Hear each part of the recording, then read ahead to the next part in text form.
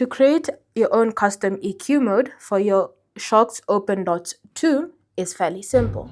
All you need to do is simply open up the Shokz app on your phone, and then once you've opened up the app and you've confirmed that they're connected, you're going to select the option EQ modes.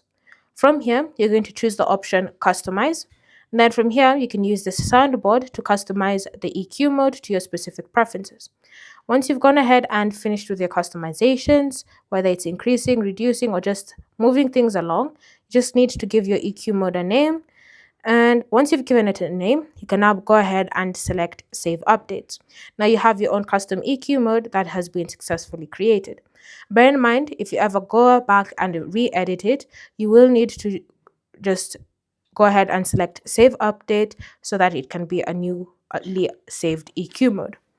Thanks for watching. If you have any questions or comments, leave them down below, and I'll see you in the next video.